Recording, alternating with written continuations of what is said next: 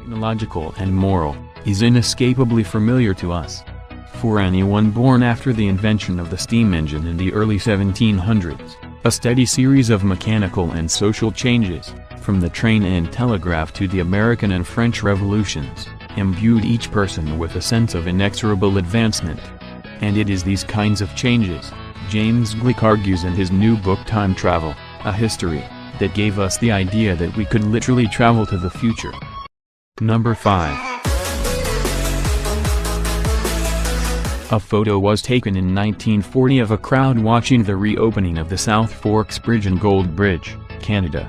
When a portion of photo is enlarged, one man sticks out in the crowd. He appeared to be wearing modern clothes that critics claim were definitely not the style of 1940s. The man is wearing sunglasses and what looks like a cardigan of sorts and a t-shirt. Its authenticity was proven by NTV in Russia in 2010. Is this a man with incredibly modern style? Or evidence of time travel? Number 4.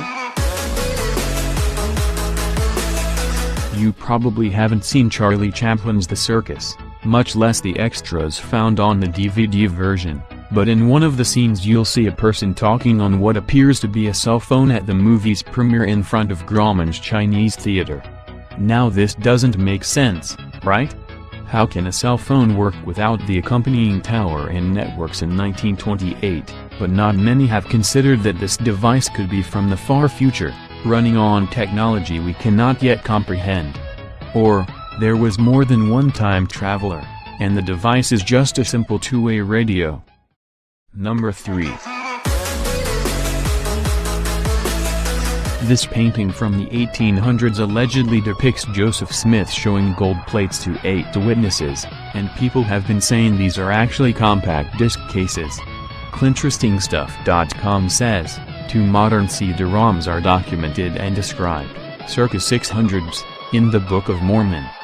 This establishes that time travelers took 2 named mid-1990s CD-ROMs back to the past many times.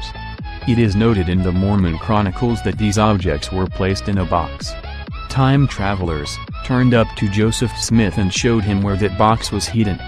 He opened the box, noted these artifacts, and had a picture drawn of him holding 2 plates. He described the artifacts as here were 2 stones in silver bows, and these stones, fastened to a breastplate, constituted what is called the Urim and Thummim. Number 2. One evening in mid-June 1950, at about 11:15 p.m., a passersby in NYC's Times Square noticed Rudolph Fentz, who looked around 30 years of age, dressed in the fashion of the late 19th century. No one observed how he had arrived there, and he was disorientated and confused standing in the middle of an intersection. He was hit by a taxi and fatally injured, before people were able to intervene.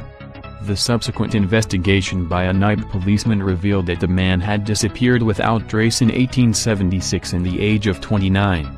The items in his possession were, a copper token for a beer, a bill for the care of a horse and the washing of a carriage, a letter from 1876 and $70 in business cards. There was no apparent aging, and some say he might have experienced a time slip. Number 1.